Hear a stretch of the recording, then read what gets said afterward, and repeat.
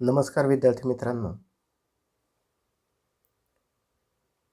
भारतीय शैक्षणिक विकासात आजपर्यंत ज्या विविध आयोगांनी अथवा धोरणांनी मोठा प्रभाव पाडला, परिणाम केला, अशा निवडक आयोग व धोरणांची आपण चर्चा या दुसऱ्या प्रकरणामध्ये सुरू केली होती. या पूर्वीच्या प्रकरणामध्ये आपण शिक्षण ही किती व्यापक संकल्पना आहे, त्याचा अर्थ हा किती विविधांगी आणि सखोल असू शकतो याचा आढावा घेतला होता. त्याचबरोबर शिक्षणाची उद्दिष्टे आणि त्याचं महत्त्व पाहत असताना केवळ व्यक्तीच्याच नाही तर संबंध देशाच्या जीवनामध्ये शिक्षणाचा काय रोल असू शकतो, काय भूमिका असू शकते, याचा सुद्धा आपण अभ्यास केला होता.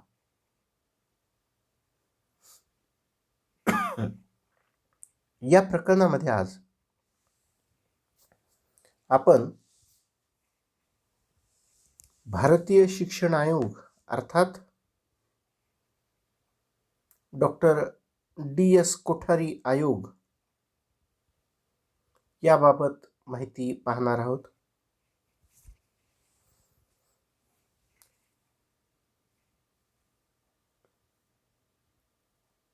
भारताचे भवितव्य हे वर्गखोल्यांमधून घडणार आहे.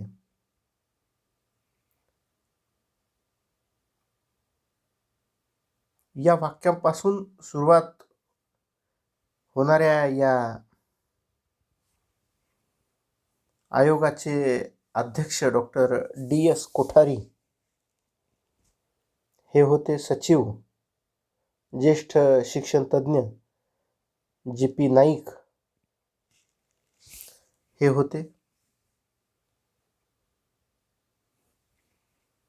14 जून 1964 या दिवशी आयोगाची स्थापना करण्यात आली होती आणि शिक्षण व राष्ट्रीय विकास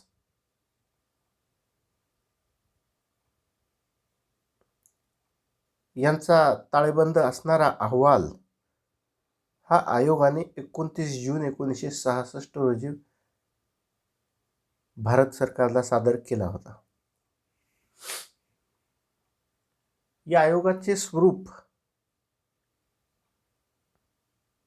हे आंतरराष्ट्रीय होते असे आपल्याला म्हणता येते.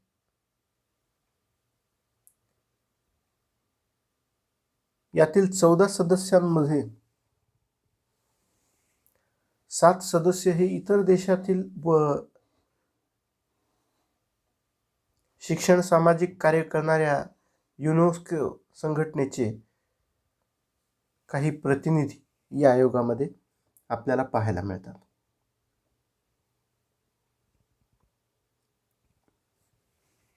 तत्कालीन भारताच्या गरजा, भारताचा शैक्षणिक सांस्कृतिक वारसा आणि भविष्यातील भारत कसा हवा किंवा तो कसा असावा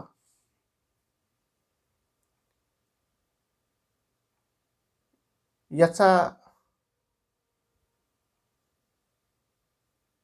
एक आराखडा डोक्यात ठेवून आयोगाने 12 अभ्यासगट तयार केले होते.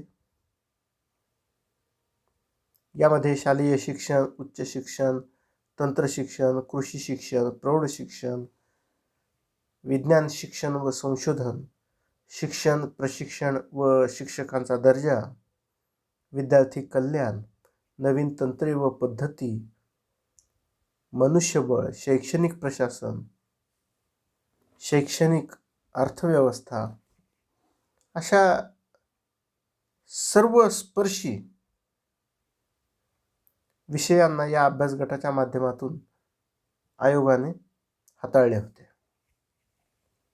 याशिवाय आयोगाने 7 कार्यगट देखील ठरवण्यात आले होते, ज्यावर त्यांनी मोठ्या प्रमाणावर कार्य केले होते. यामध्ये महिला शिक्षण, मागासवर्गीय शिक्षण, शाळांच्या इमारती, शाळा समूह संबंध, सांख्यिकी, पूर्व माध्यमिक शिक्षण, शालेय अभ्यासक्रम, अर्थात शिक्षणाला केंद्रस्थानी ठेवून त्याला सहाय्यभूत, त्याच्यासाठी आवश्यक असणाऱ्या मानवी भौतिक पायाभूत संसाधनांना जोडण्याचा देखील प्रयत्न या आयोगाने केला होता.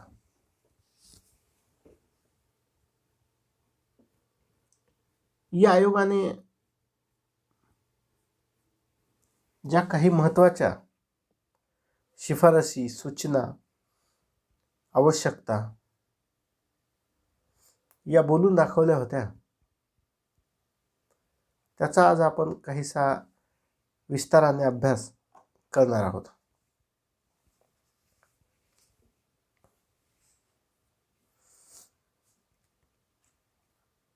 कोठारी आयोगाने आपल्या शिफारशींमध्ये शास्त्रीय शिक्षण किंवा विज्ञानाचे शिक्षण अतिशय पायाभूत आणि महत्त्वाचे मानले होते. स्वतः कोठारी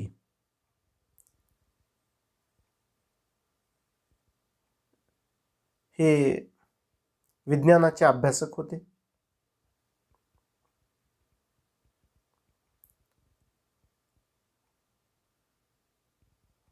शास्त्राचे शिक्षण हे शाळेपासूनच सुरू व्हावे असा त्यांचा आग्रह होता. याच वयोगटामध्ये विज्ञानाची आवड ही रुजू शकते, विज्ञानाला आवश्यक वातावरण हे मुलांना लाभू शकते, या दृष्टिकोनातून त्यांनी ही शिफारस केली होती. आणि जेव्हा ते मूल, तो विद्यार्थी मोठा होईल, त्यावेळी विद्यापीठ पातळीवरील शास्त्राच्या अध्यापनामध्ये सुधारणा करून या शास्त्रीय संशोधनाला प्रोत्साहन द्यावे, त्याला गती द्यावी, असा देखील विचार कोठारी आयोगाने केला होता.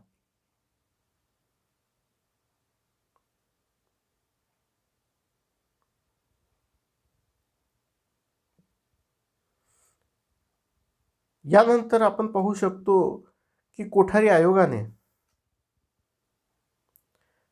बालवयामध्ये विद्यार्थ्यांमध्ये श्रमप्रतिष्ठा हे मूल्य रुजवण्यासाठी किंवा बुलुतेदारी पद्धती जी होती त्याला कुठेतरी आळा घालण्यासाठी, त्याला समाप्त करण्यासाठी शिक्षणामध्ये कार्यानुभव हा आवश्यक मानला होता.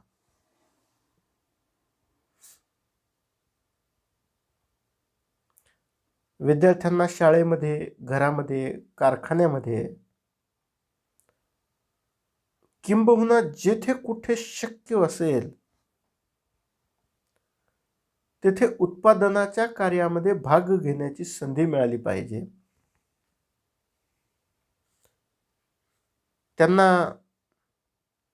उत्पादन कसे घडते, त्यामध्ये मनुष्यबळाचा काय रोल असतो, याचा त्यांना अनुभव आला पाहिजे. शिक्षण हे विद्यार्थ्यांना स्वावलंबी बनविण्याचे साधन झाले पाहिजे आणि यातून काही कौशल्य देखील विकसित झाली पाहिजेत, अशी अपेक्षा ही कोठारी आयोगाने व्यक्त केली होती.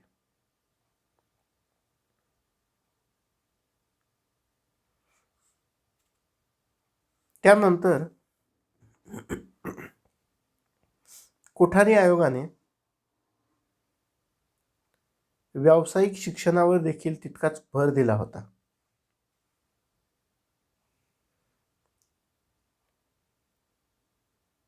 माध्यमिक स्तरापासूनच व्यावसायिक शिक्षणाची सुरुवात करावी.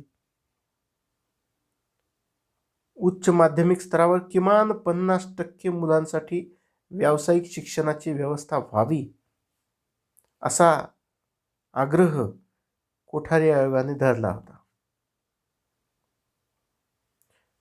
विद्यार्थी मित्रांनो, आज आपण पाहतोय की शिक्षणाची आणि नोकरीची सांगड घालणं दिवसेंदिवस कठीण होत आहे. अशा वेळी उपजीविकेसाठी व्यवसायाची निवड करायला जे वातावरण आवश्यक असतं ते प्रदान करण्याचा प्रयत्न कोठारी आयोगाने त्या काळात केला होता.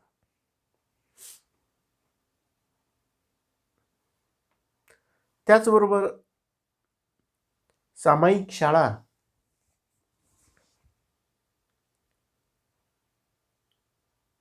या विषयावर देखील कोठारी आयोगाने सखोल चिंतन केले होते आणि भारतातील सामाजिक, सांस्कृतिक अलगता, विविधता लक्षात घेऊन भारतामध्ये लोकांचे जीवन कसे आहे, आजही लोक हे वस्ती करून राहत नाहीत, ते सतत भटक्या पद्धतीने आपले जीवन व्यतीत करतात हे जाणून घेऊन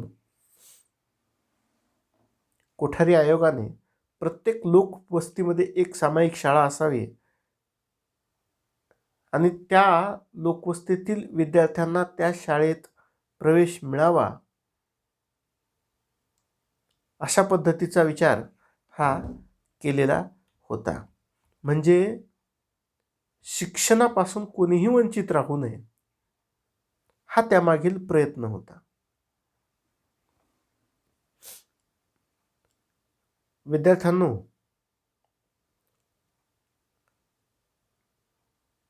महाविद्यालयामध्ये पदवी स्तरावर शिक्षण घेत असताना हे तुमचे 3रे वर्ष आहे. राष्ट्रीय सेवा योजना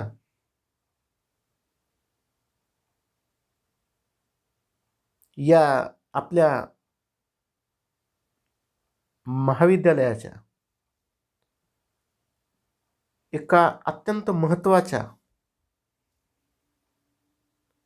योजनेमध्ये, उपक्रमामध्ये आपण सहभागी झालेले असू शकता, प्रत्यक्ष किंवा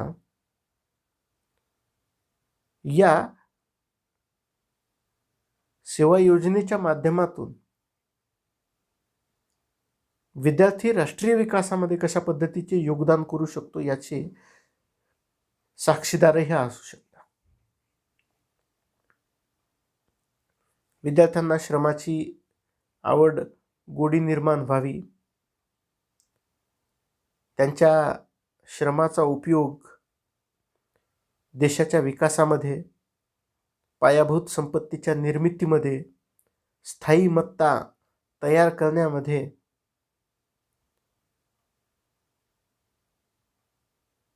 उपयोगी पडावा, त्यांच्या क्षमतांचा पुरेपूर उपयोग करून घेता यावा,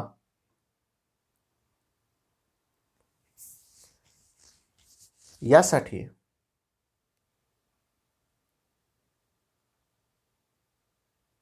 राष्ट्रीय सेवा योजना अनिवार्य करण्याबाबत कोठारी आयोग आग्रही होता. आणि फक्त राष्ट्रीय सेवा योजनाच नाही तर समाजसेवा ही देखील त्यामधून व्हावी, तो सुद्धा एक विषय